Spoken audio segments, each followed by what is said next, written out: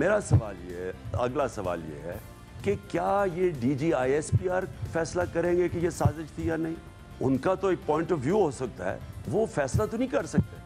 फैसला अगर करवाना है इसका, जिस तरह प्रेसिडेंट ऑफ पाकिस्तान ने चीफ जस्टिस को खत लिखा है कि आप इसको प्रोब करें, आप कह रहे हैं मुदाखलत हुई, तो अब कौन फैसला करेगा कि ये साजिश है, मुदाखलत है? चीफ जस्टिस को क्या करें? डीजी ISPR ये नहीं कह सकता कि साजिश है या नहीं है। वो ये मुदाखलत तो सबने मान लिया ना कि मुदाखलत है। इमरान खान की हुकूमत के खिलाफ अमेरिका ने साजिश की थी या नहीं, इस मामले पर तहरीक इंसाफ और ISPR आमने सामने आ गए हैं। इमरान खान ने साफ कह दिया है कि डीजी ISPR फैसला नहीं करेंगे कि साजिश हुई या नहीं, जबकि आज DG ISPR major general Babar Iftikhar ने एक बार फिर वाज़ेह किया है कि इमरान खान की हुकूमत के खिलाफ कोई बैरूनी साजिश नहीं हुई। मुल्की सलामती के इदारों को ऐसे कोई शवाहिद नहीं मिले, मगर तहरीक इंसाफ ने इस बयान को मुस्तरद कर दिया है, इसे सियासत में मुदाखलत करार दे दिया है और सुप्रीम कोर्ट के चीफ जस्टिस से एक बार फिर तहकीकात का मुतालबा कर दिया है। तहरीक इंसाफ ने आज बड़े बड़े दावे कर दिए हैं। इन दावों में कितनी हकीकत है, उसके हकाइक हम आपके सामने रखने जा रहे हैं। तो डीजी ISPR के इस बयान के जवाब में कि बैरूनी साजिश के सबूत नहीं मिले थे, आज साबिक वफाकी वजीर और तहरीक इंसाफ के रहनुमा असद उमर और शीरी मजारी ने भी दोनों ने मिलकर कॉन्फ्रेंस की और कहा कि मेरी समझ से बाहर है कि दोबारा डीजी ISPR ने यह बात क्यों की है, मगर आप बात की है तो जवाब देना जरूरी है। मेरी समझ से बाहर है कि ये दोबारा ये बात डीजी ISPR के प्लेटफॉर्म से करने की ज़रूरत क्या थी। खुद ही डीजी ISPR सही कहते हैं कि फ़ौज को सियासी मामलात से दूर रखें और सियासी पार्टियों से वो अपील करते हैं कि फ़ौज को ना आप सियासत के अंदर दाखिल करें। बिल्कुल ठीक बात है। अब ये इम्पोर्टेड हुकूमत मुदाखलत से आई है, साजिश से आई है, ये नहीं आई है। ये सियासी पार्टियों को आपस में एक दूसरे से बात करने दें। खैर, क्योंकि उन्होंने बात की है तो इसलिए अब जवाब देना ज़रूरी बनता है। और इसके जवाब में आज डीजी ISPR ने कहा है कि गुज़िश्ता रोज़ उन्होंने किसी किस्म का सियासी बयान नहीं दिया था, बल्कि पाकिस्तान के सर्विसेज चीफ्स के तर्जुमान के तौर पर वजाहत दी थी।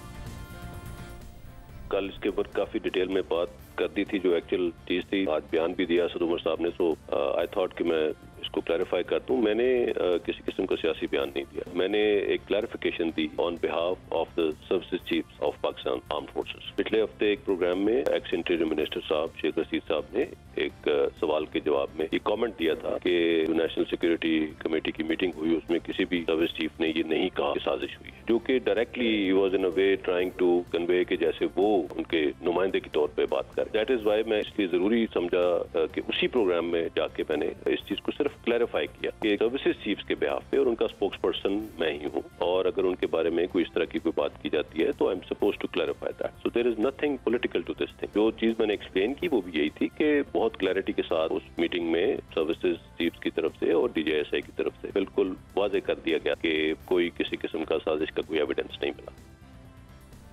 गुज़िश्ता रोज़ डीजी ISPR ने शेख रशीद के बयान का जवाब दिया था, जो किसी सियासी जमात से मुताल्लिक नहीं था, बल्कि तमाम मुसल्लह अफवाज के चीफ्स के हवाले से था। ना सिर्फ आर्मी चीफ बल्कि तमाम सर्विसेज चीफ ने जो है उसके बारे में यही कहा कि अमेरिका ने पाकिस्तान की इलेक्टेड गवर्नमेंट के खिलाफ कोई साजिश नहीं की। तो आप क्यों नहीं पाकिस्तान की पूरी जो सर्विसेज चीफ, कभी आर्मी चीफ ने नहीं कहा, कभी आर्मी चीफ ने नहीं कहा किसी तीनों, बल्कि वहाँ जॉइंट चीफ ऑफ स्टाफ ने काफ़ी सारे सवाल किए। अगर आपके पास कोई ऐसा सबूत हो कि किसी आर्मी चीफ ने कहा हो तो आप मुझे मोबाइल फ़ोन पे बताएं, मैं किसी प्रोग्राम में आपका नाम लेके आपसे माजरत करूँगा। इस पर डीजी ISPR का जवाब देखिए, जिसमें बाकायदा शेख रशीद का जिक्र है। शेख रशीद साहब ने जो बयान दिया, खासतौर पे उन्होंने रेफर किया कि जी किसी प्रॉब्लम उन्होंने ये कहा था कि उस मीटिंग में किसी भी चीफ ने ये नहीं कहा कि ये साजिश नहीं थी। अनफॉर्चुनेटली ये ऐसा बिल्कुल नहीं है। मैं बड़ा क्लैरिटी के साथ आपको ये बता दूं कि उस मीटिंग में chairman joint chief of staff committee, तीनों सर्विसेज चीफ्स और DGSI ये तमाम मौजूद थे, और उस मीटिंग में बहुत वाज़े तौर पे बहुत मुफस्सल अंदाज में शुरका को ये एजेंसीज की तरफ से अपडेट किया गया, ये ब्रीफ किया गया कि किसी किस्म की कोई साजिश या इस चीज के कोई शवाहिद, कोई एविडेंस नहीं है, ऐसा कुछ नहीं हुआ। और हमारी एजेंसीज दिन रात यही काम करती हैं और 24 घंटे वो पाकिस्तान के खिलाफ होने वाली साजिशों और इन चीज का इतराक रखना और उनको काउंटर करना, ये उनका काम है। सो उस मीटिंग के अंदर चेयरमैन जॉइंट चीफ, तमाम सर्विसेज चीफ और डीजीआई, इन तमाम की तरफ से तमाम शुरका को ये बहुत वाज़ेह तौर में, बहुत मुफस्सल अंदाज में बता दिया गया था कि हमारे पास इस सारी चीज को बड़े बेहतर तरीके से देखा है और बहुत प्रोफेशनली उनको ब्रीफ किया गया कि there is no such thing, no such evidence of any conspiracy. मगर सिर्फ शेख रशीद नहीं, खुद इमरान खान कह चुके हैं कि नेशनल सिक्योरिटी कमेटी की मीटिंग में साबित हुआ कि बैरूनी साजिश थी और ये नेशनल सिक्योरिटी काउंसिल ने वाज़ेह कहा कि अदम एतमाद के पीछे बैरूनी साजिश थी और उस मीटिंग में तीनों सर्विसेज चीफ्स बैठे थे। ये फॉरेन कॉन्स्पिरेसी जो साबित हो गई है, नेशनल सिक्योरिटी कमेटी की मीटिंग के मिनट्स में आ गया है कि हाँ ये बाहर से इंटरफेयर किया गया पाकिस्तान के। एक पूरी कोशिश की गई उन्होंने पाकिस्तान के अंदर रजीम चेंज करने की। पाकिस्तान की नेशनल सिक्योरिटी काउंसिल ने वाज़ेह तौर पे कह दिया कि पाकिस्तान की ये जो नो कॉन्फिडेंस मोशन थी, इसमें से बैरून मुल्क की इंटरफेरेंस थी। नेशनल सिक्योरिटी काउंसिल जिसमें सारे सिक्योरिटी चीफ्स बैठे हुए थे, उनके सामने पूरा वो जो कम्युनिके था पाकिस्तान के एम्बेसडर अमेरिका में और उनका जो डोनाल्ड लू जो भी उनका रिप्रेजेंटेटिव था, वो सारा कॉन्वर्सेशन फिर जब बताया गया हमारी नेशनल सिक्योरिटी काउंसिल में, उन मिनट्स के अंदर ये चीज कंफर्म की गई कि ये एक बाहर से प्लान बना था। इमरान खान ने भी नतीजा दे दिया कि साबित हो गया था, सिक्योरिटी चीफ्स का और सर्विसेज चीफ्स का हवाला दे दिया। मगर आज असद उमर ने तस्लीम किया कि DGISPR ने दुरुस्त कहा कि कौमी सलामती कमेटी की मीटिंग में इस बात का जवाब नहीं था कि साजिश हुई। असद उमर और शेरी मजारी ने यह भी माना कि नेशनल सिक्योरिटी कमेटी की मीटिंग में अस्करी नुमाइंदों ने कहा था कि साजिश के शवाहिद नहीं आ रहे, जबकि सिविलियंस में अक्सरियत की राय थी कि यहाँ साजिश नजर आ रही है। आपके ख्याल में ये बैरूनी मुदाखलत, ये धमकी जो थी, ये धमकी किसी बड़ी साजिश का हिस्सा नहीं थी? इसका जवाब कौमी सलामती कमेटी की मीटिंग के अंदर नहीं है। बिल्कुल ये दुरुस्त बात है और यहाँ तक भी दुरुस्त कहते हैं DGISPR जब वो ये कहते हैं कि वहाँ पर कुछ अस्करी क़यादत में से नुमाइंदों ने ये वाकई में ये कहा था कि उनके ख्याल में उनको शवाहिद नहीं नज़र आ रहे किसी भी साजिश के। सिविलियन क़यादत वहाँ पे बैठी हुई थी, उनमें से अक्सर की राय ये थी कि यहाँ पर साजिश नज़र आ रही है। ये एक राय थी। एक तरफ सीट के फौजी क़यादत थी, तकरीबन सब ने कहा कि मुदाखलत है, लेकिन जो सिविलियन इलेक्टेड मेंबर्स थे उसी NSA के, उन्होंने क्लियरली समझा कि साजिश है। तो फैसला अब किसी ने तो करना है, इन्वेस्टिगेशन होनी है। Supreme commander of the armed forces, president of the Islamic Republic of Pakistan है, उन्होंने चीफ जस्टिस ऑफ पाकिस्तान को ख़त लिखा है कि ये इन्वेस्टिगेशन होनी चाहिए। इस पर DGISPR ने कहा है कि कौमी सलामती कमेटी के इजलास में अस्करी क़यादत ने कोई राय नहीं दी थी, बल्कि इंटेलिजेंस की बुनियाद पर मालूमात दी थी। उन्होंने ये भी कहा कि मुबैना बैरूनी साजिश की किसी भी सतह पर तहकीकात में मदद देने के लिए तैयार है, मगर फैसला हुकूमत को करना है। जब इतना हाईएस्ट लेवल पे जब बुलाया जाता है, जब इतने हाईएस्ट लेवल का, this the highest national security forum of the country, और उसमें एजेंडा पहले से स्टेटेड होता है कि किस लिए ये मीटिंग हो रही है, तो उसके लिए तमाम शुरका जो है, खासतौर पे जो सर्विसेज चीफ्स हैं और DGISI, वो अपनी इनपुट लेके जाते हैं और वो इनपुट होती है, वो इंटेलिजेंस बेस्ड इंफॉर्मेशन होती है, वो राय नहीं होती। किसी ने ये भी आज कहा कि ये वो उनकी राय है, ये हमारी राय है। मैं सर्विसेज चीफ्स के बिहाफ पे ये चीज आपको बता सकता हूँ कि ये राय नहीं थी, ये इंटेलिजेंस बेस्ड इंफॉर्मेशन थी और उसका फैक्ट्स को देख के और उसके मुताबिक ये इनपुट दी गई वहाँ पे। And that is the reason कि जो भी मेडिकल लीडरशिप वहाँ पे थी, उसके बाद उन्होंने कॉन्स्पिरेसी का लफ्ज या कोई ऐसी चीज उसके एलामी में भी शामिल नहीं की। ये प्रॉपर ब्रीफ किया गया था, इनपुट लेके गए और उसकी बेसिस पे ये बात। फिर ये जो आज शीरी मजारी साहिबा कह रही हैं कि जुडिशल कमीशन और सब कुछ, आर्मी एज इंस्टीट्यूशन शायद जुडिशल कमीशन को अपोज कर रही है, या आपको कोई एतराज है?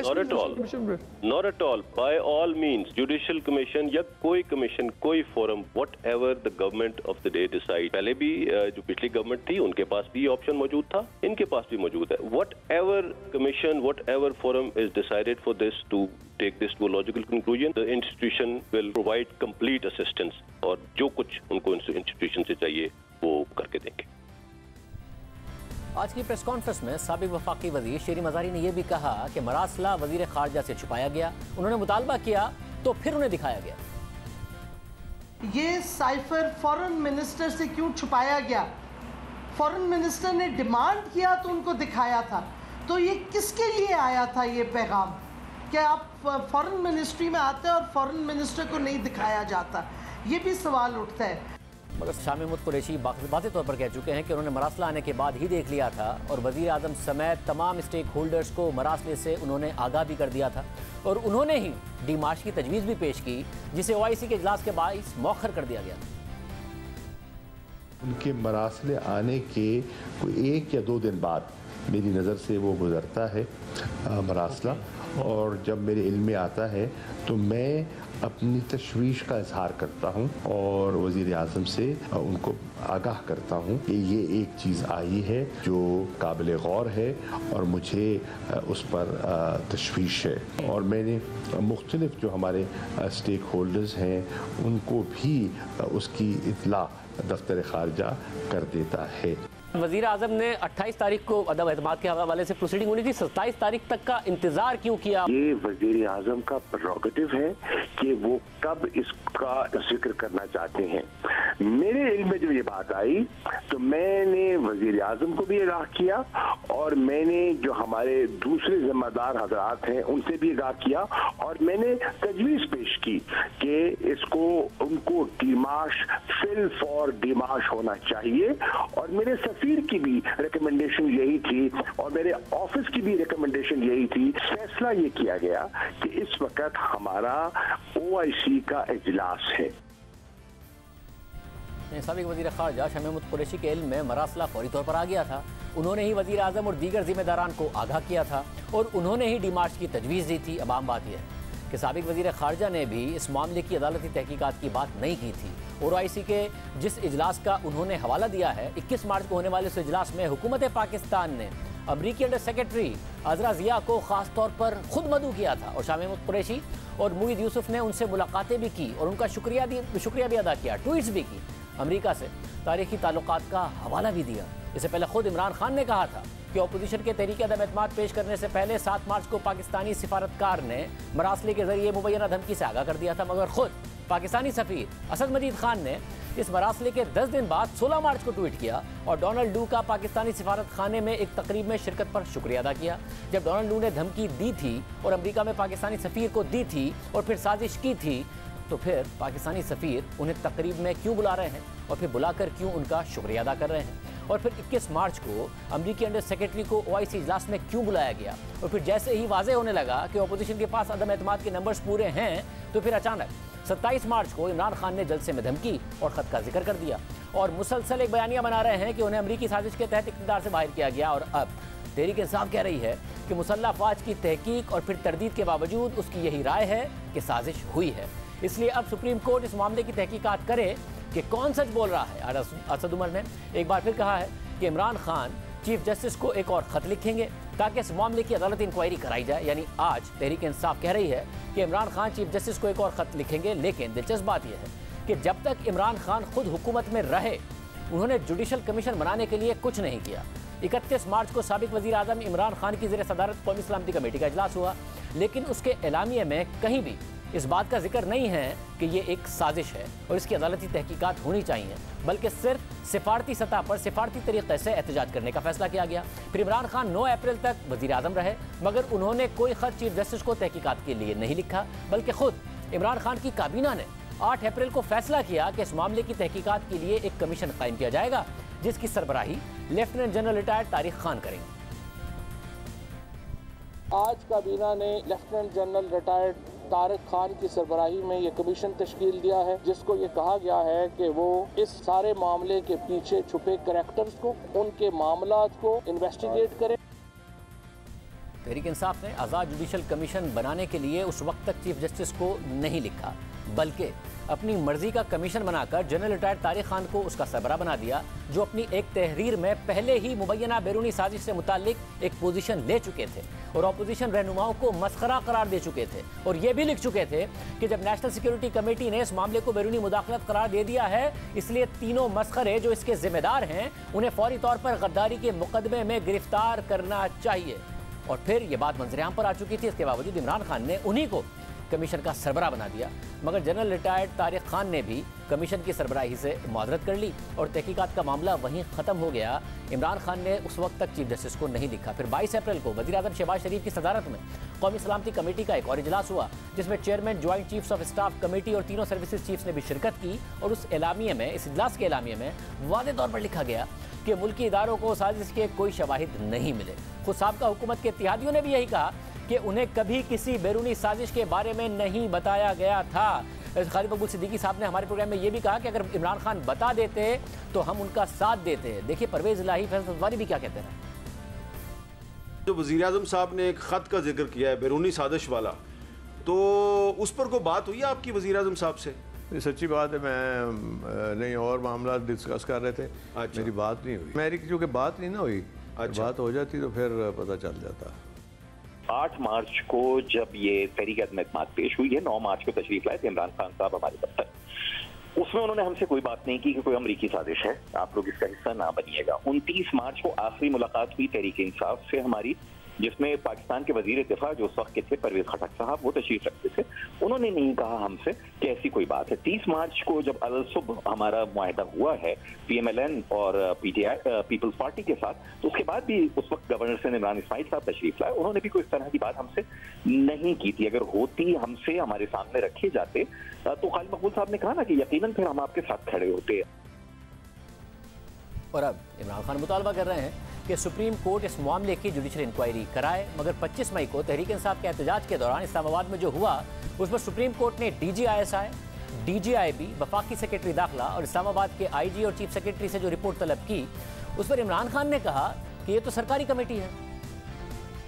सुप्रीम कोर्ट को ये जरूर पैगाम देना चाहता हूँ, जो आपने कमेटी बनाई है, मैं अपने जजेस से यहाँ अपील करता हूँ कि उस कमेटी के अंदर, वो सारी सरकारी कमेटी है, उसके अंदर मेहरबानी करें, बड़े एहतराम से मैं कहता हूँ कि कोई सिविल सोसाइटी से लोगों को डालें, ताकि आपको दूसरी तरफ से पता तो चले उन्होंने किया क्या हमारे साथ।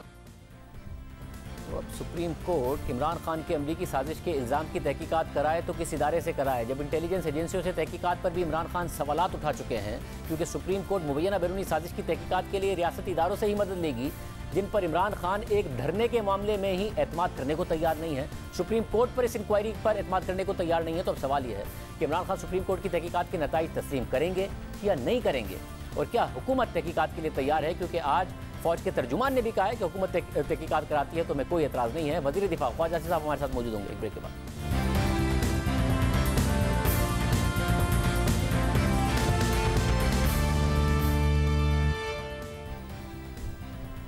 दोबारा खुशामदीद नाज़रीन, वज़ीर दिफा ख्वाजा आसिफ साहब हमारे साथ मौजूद हैं। ख्वाजा साहब बहुत शुक्रिया हमें शो में ज्वाइन करने के लिए। ख्वाजा साहब, एक ऐसी सिचुएशन है जिसमें तहरीक इंसाफ और ISPR आमने सामने है, या फिर फौज का मौक़िफ़ और तहरीक इंसाफ का मौक़िफ़ आमने सामने है। तहरीक इंसाफ कह रही है कि जी जो इस वक्त सुप्रीम कमांडर है पाक अफवाज का, वो सदर है, और सदर कह रहा है कि इस मामले की तहकीकात हो, और चीफ जस्टिस से कह रहा है तो तहकीकात होनी चाहिए, और वो इस बात पर यकीन नहीं करने को तैयार, जो कि फौज की तरफ से कही जा रही है कि हमने तहकीकात कर ली थी और उन तहकीकात के नतीजे में साजिश साबित नहीं हुई थी। बिस्मिल्लाहिर्रहमानिर्रहीम। शाहजेब, बहुत बहुत शुक्रिया आपका।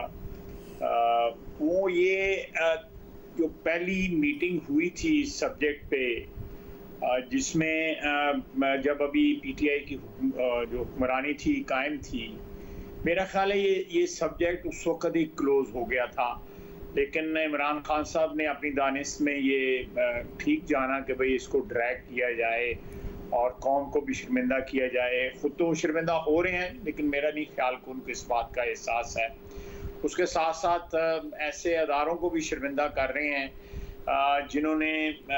जिनको इस कंट्रोवर्सी में जो है वो नहीं घसीटना चाहिए या इन्वॉल्व करना चाहिए। ये प्योरली सियासत की मूव्स हैं जो कर रहे हैं।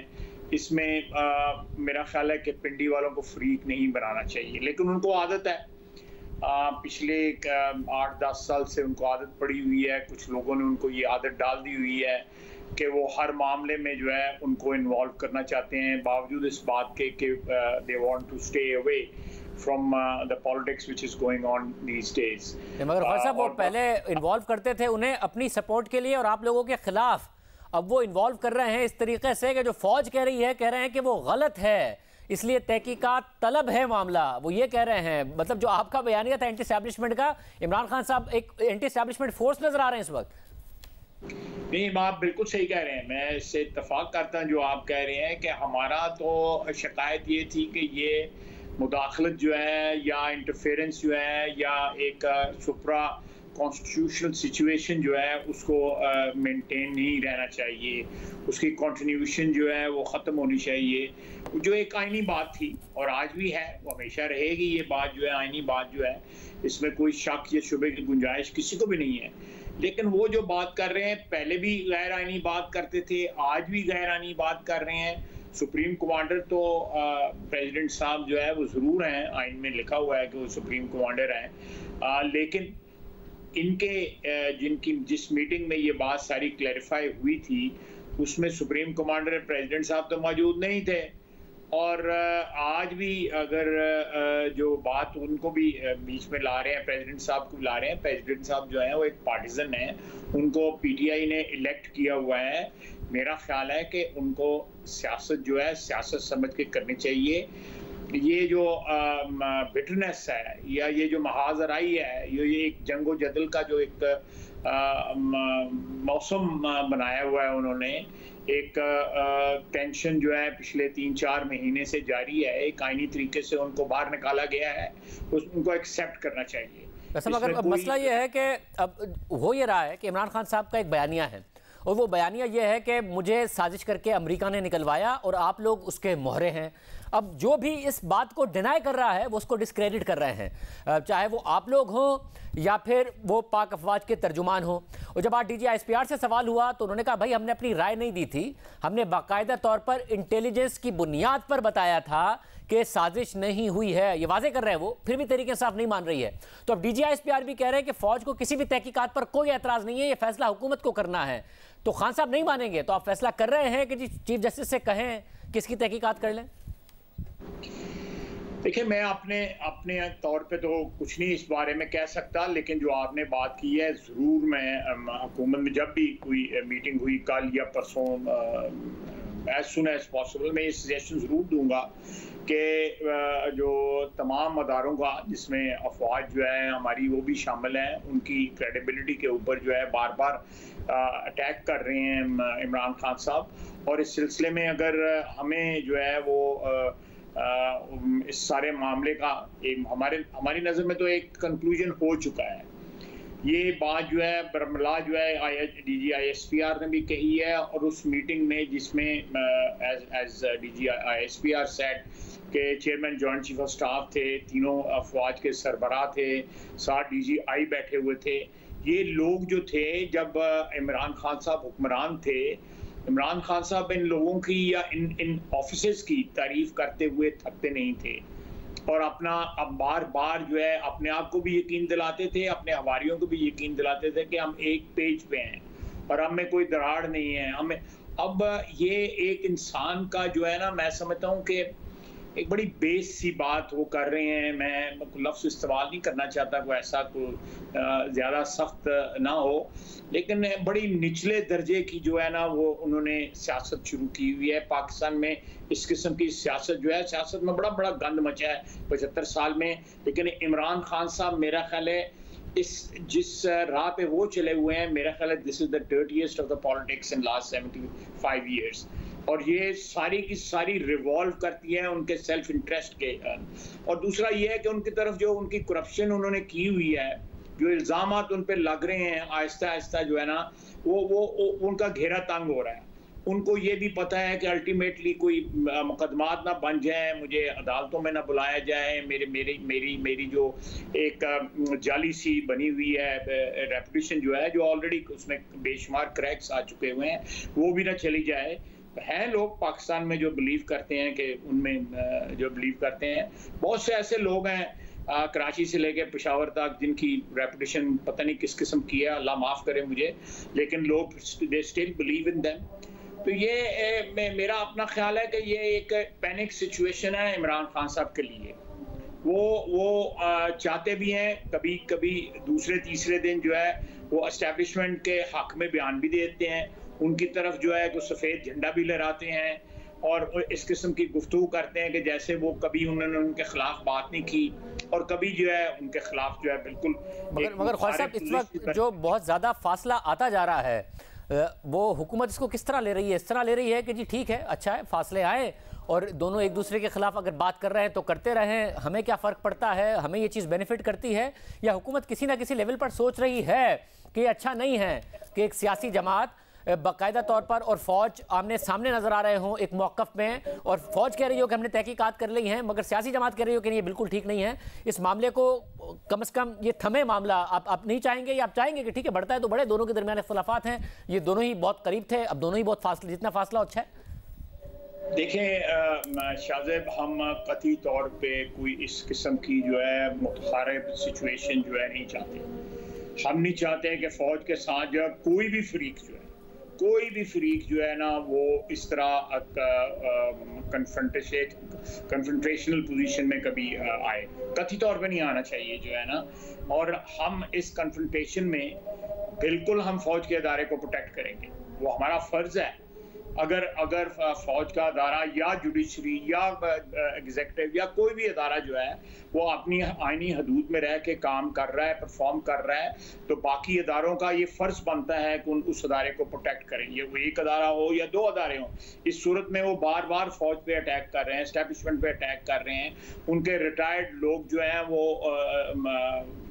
जुलूस निकालते हैं। पाकिस्तान में ये कभी नहीं हुआ था। मैं समझता हूँ कि ये जिस लेवल के ऊपर ले आए हैं इमरान खान साहब सियासत जो है, ये सियासत पाकिस्तान के वजूद के लिए खतरा, उनकी सियासत खतरा बनती जा रही है। मैं कोई सियासी बात नहीं कर रहा, लेकिन this is exactly what is happening. The man is absolutely desperate. उनको लग रहा है कि मैंने जो अपने मतलब एक मिथ बनाई हुई थी, वो मिथ जो है डिसमेंटल हो रही है। वो बार बार जो है हमें अटैक करेंगे, हमें तो गालियां वो दे रहे हैं, पिछले 10 साल से 15 साल से दे रहे हैं। वो अल्लाह का फजल है, किसी ना किसी तरह जो है 4 दिन बाद, 10 दिन बाद, महीने के बाद जो है वो जो दूध का दूध पानी का पानी हो जाता है। अब उन्होंने देखा है कि इस सारे सिनेरियो में कई दहाइयों से फौज जो है वो एक ताकत का जो है एक मंबा है।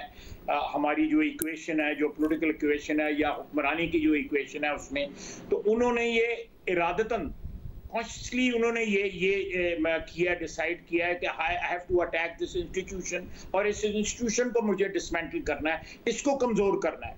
इस जंग मैं कंक्लूड कर रहा हूँ, इस जंग के अंदर जिसमें एक अदारा, मैं किसी शख्स की बात नहीं कर रहा, लेकिन एक अदारा, वो कोई भी इंस्टीट्यूशन हो जो आइन के मुताबिक जो है अपनी आइनी हदूद में जो है काम करना चाहती है या कर रही है, मेरा फर्ज बनता है, मेरी पार्टी का फर्ज बनता है, तमाम पॉलिटिकल जो वर्कर्स हैं उनका फर्ज बनता है, बल्कि तमाम शहरियों का फर्ज बनता है कि उस इंस्टीट्यूशन को डिफेंड करें।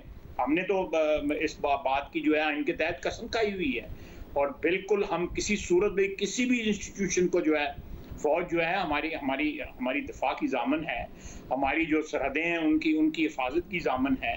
हमारी फौज ने पिछले 75 साल में जो कुर्बानियाँ दी हैं, हमारे इख्तलाफात भी रहे हैं, जहाँ जहाँ उन्होंने आइन के खिलाफ जो है मुदाखलत की है, 4 दफ़ा मुदाखलत हुई है, हमने वहाँ पे क्रिटिसाइज भी किया है, सब कुछ किया है, लेकिन ये इंस्टीट्यूशन को डिसमेंटल करने की खुदा न खास्ता हमने कभी बात नहीं की, या उसको इरोड करने की, उसकी स्ट्रेंथ को, उसकी रेपुटेशन को। लेकिन इमरान खान ये बात कर रहा है।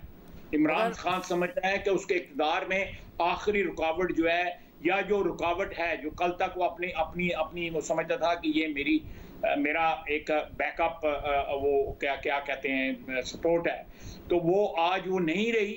तो ये इस इंसान की जो है सारी मेंटेलिटी सामने आती है कि ये जो हाथ इसको खिलाएगा उसको काटेगा, जो दरख्त जो है जो साया इसको देगा उस पर कुल्हाड़ा चलाएगा।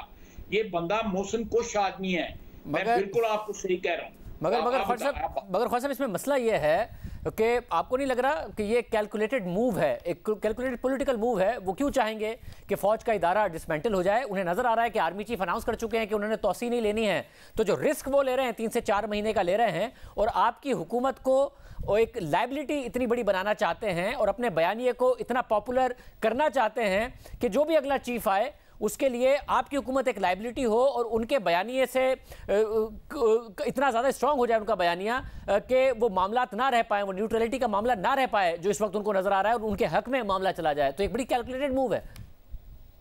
मैं आपसे इत्तेफाक करता हूं। मैंने यही बात आपको अर्ज की है कि वो अब समझते हैं कि मेरे इक़्तिदार में वापस आने के लिए फौज का अदारा जो है वो रुकावट है। I can take on the opposition, I can take on PMLN, PPP, JUI, तमाम पार्टियां, I can take them on politically, लेकिन ये लोग जो है ये मेरे रास्ते में रुकावट बने हुए हैं, इसलिए वो बार बार उनको अटैक कर रहे हैं। लेकिन मैं एक बात आपको कहूँ कि हम आज भी सियासी लड़ाई के लिए तैयार हैं। हम कल भी सियासी लड़ाई के लिए तैयार थे, आइंदा भी सियासी लड़ाई के तैयार हैं। इमरान खान साहब के साथ किसी भी मैदान में जो है हम सियासी लड़ाई लड़ने के लिए तैयार हैं।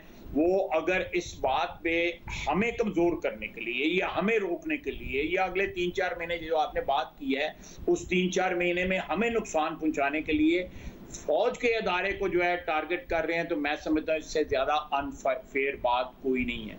इससे ज़्यादा मैं किसी भी, मुझे कोई हक नहीं मैं किसी की हुब्बुल वतनी के ऊपर अटैक करूं, लेकिन हुब्बुल वतनी का ये तकादा है कि हम तमाम अदारों को ये तलकीन ज़रूर करें कि वो आईनी हदूद में रहें, लेकिन इसके साथ साथ जो है हमें ये भी इस बात का भी ख्याल रखना चाहिए कि एक लाइन होती है, उस लाइन को ड्रॉ करने के लिए हमें ड्रॉ करनी चाहिए कि भाई इसके आगे जो है वो कौमी सलामती के मसाइल शुरू हो जाते हैं, इसलिए ये बात जो है नहीं होनी चाहिए। बहुत शुक्रिया ख्वाजा साहब हमारे साथ मौजूद थे। गुफ्तगू आपने सुनी है, आखिर हो क्या रहा है इस पर मज़ीद तज़िया हम मालूम करेंगे कि वाकई तहरीक इंसाफ बाकायदा तौर पर एक और मज़ीद स्ट्रॉन्ग पोजीशन लेगी, जबकि बार बार फौज की तरफ से कहा जा रहा है। एक ब्रेक के बाद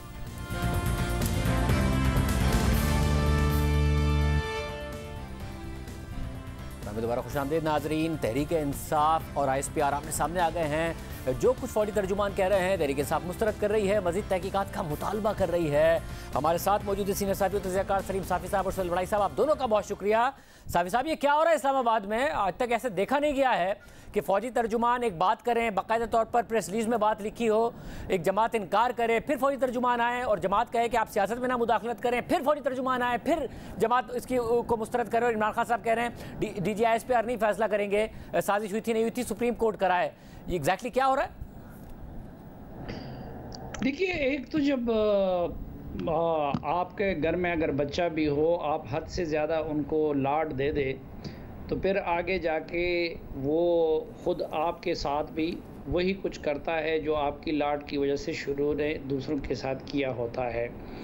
और तो इमरान खान साहब ने पिछले अरसे में हम देख रहे हैं कि 2010 से उन्होंने सिर्फ लाड देखी है और कभी उन्होंने दूसरी सियासी जमातों की तरह वो मार नहीं देखी है।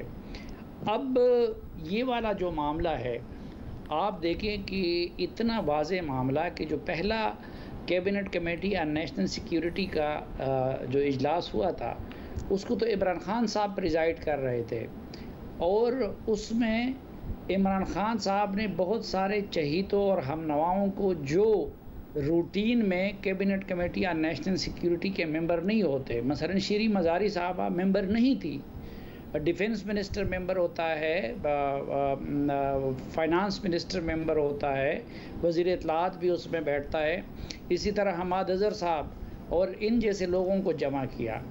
अच्छा, वो प्रेस रिलीज़ जो जारी किया वो ISPR ने जारी नहीं किया था, वो वज़ीर-ए-आज़म ऑफिस ने जारी किया।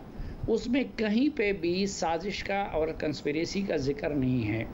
इमरान खान साहब के पास चूँकि अपनी कारकर्दगी की बुनियाद पे तो वो लोगों के पास नहीं जा सकते थे, डोमेस्टिक पॉलिटिकल इश्यूज़ की बुनियाद पर नहीं जा सकते थे। मगर इस वक्त जो सूरत हाल बन गई है साफ़ी साहब, उसमें क्या इस वक्त फ़ौज में है अदम इत्मीनान कि इमरान खान साहब इतना आगे ले गए बात को? अभी जो मामला हो रहा है नहीं, उसमें अदबी इत्मीनान तो कई वजूहात की वजह से। नंबर 1, उधर अमेरिका जैसी क़ुव्वत ये कह रही है, क्योंकि उनको भी पता है कि आप हमारे सर एक झूठ क्यों बांधा जा रहा है। दूसरी बात कि अपने उस झूठ के लिए इमरान खान साहब और कभी शेख रशीद साहब और असद उमर जैसे लोग उन सर्विसेज चीफ्स को अपने झूठ पे गवाह बनाते हैं और उनको उसमें रगड़ा देते हैं। फिर तीसरी बात, ज़ाहिरी बात है कि इस तरह की कंस्पिरेसीज अगर होती हैं तो उनको नाकाम करना तो सिक्योरिटी के इदारों की जिम्मेदारी है। और बहुत सारे जिसका मसलन जब इमरान खान वज़ीर आज़म थे, मैं ये ऑन रिकॉर्ड कहूँ, ये चैलेंज कर ले कि जब CIA के चीफ पाकिस्तान आए थे वो ISI से मिले और यहाँ से रुखसती के बाद इमरान खान को उनका पता चला था। तो वो लोग तो इन मामलात में इतने इन्वॉल्व होते हैं। तो एक झूठा बयानिया उन्होंने गढ़ा है जिसको पाकिस्तान को सफारती महाज पे भी माशी मगर सुहेल मलिक साहब, आप क्या कहिएगा? ज़ाहिर अनप्रेसिडेंटेड है जो कुछ हो रहा है और मुसलसल फ़ौज की तरफ से एक बयान आता है और तहरीक इंसाफ उसे मुस्तरद करती है कि आप नहीं बताएंगे। आपको लग रहा है कि कहीं ना कहीं एक मेथड है और इमरान खान साहब को फ़ायदा होगा इस सारे के सारे अमल का सियासी तौर पर? जी देखें, एक तो चीज़ बड़ी वाज़े हो रही है कि अब एस्टेब्लिशमेंट और इमरान खान दोनों अलग अलग सफ़ात पर हैं। दोनों का बल्कि एक दूसरे के ऊपर अदम एतमाद जो है वो बढ़ गया है। पहले जो कोई कन्फ्यूजन था कि शायद अदारा जो है उसमें कुछ हमदर्दी पाई जाती है, कम से कम ऑफिशियल सतह पर ISPR की इस स्टेटमेंट के बाद आहिस्ता आहिस्ता सियासी तौर पर भी और जो वाक़याती तौर पर भी अब ये दो मुख्तलिफ़ रास्तों पर हो गए हैं। तो इसका ज़ाहिर है इमरान खान साहब को सियासी फ़ायदा तो होगा एंटी एस्टेब्लिशमेंट का, लेकिन नुकसान भी होगा। मेरा ख़्याल है नुकसान ज़्यादा होगा। उसकी वजह यह है कि जो इमरान खान के साथी हैं, इमरान खान के फॉलोअर हैं, उसमें बहुत सारी तादाद प्रो एस्टेब्लिशमेंट लोगों की है, बल्कि ये पार्टी बनी ही प्रो एस्टेब्लिशमेंट लोगों के साथ थी।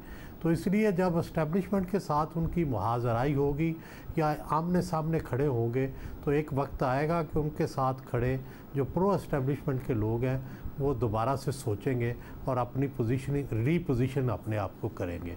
तो मेरा ख़्याल है ये इमरान के लिए अच्छा नहीं है और फिर उनके इक़्तिदार में आने में भी ये चीज़ हेल्प नहीं हो सकती, क्योंकि पहले अदलिया और फ़ौज दोनों की एक तरह से सपोर्ट हासिल थी जब इमरान खान इक़्तिदार में आए थे, क्योंकि अदलिया ने नवाज़ शरीफ को निकाला था, अदलिया ने फ़ैसले दिए थे जिसकी वजह से इमरान खान को सादिक और अमीन भी कहा था।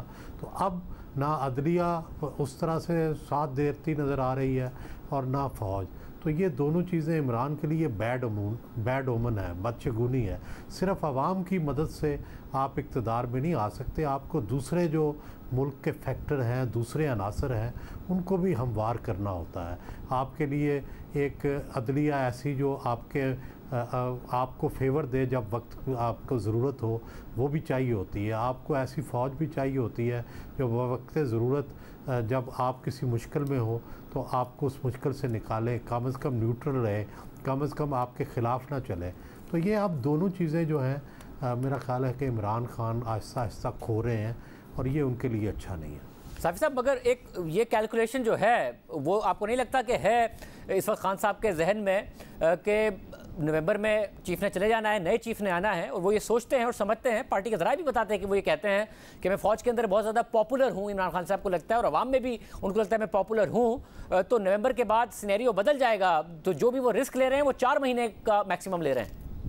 पहली बात तो ये है कि ये जो न्यूट्रल रहने का फ़ैसला है ये इंस्टीट्यूशन का है और इंस्टीट्यूशन ही ने इमरान खान के हक़ में गैर आइनी जानिबदारी के नुकसान को महसूस किया था। इसलिए मुझे नहीं लगता कि आर्मी चीफ की तब्दीली के बाद इमरान खान साहब से मुतालिक कोई पॉलिसी तब्दील हो जाएगी।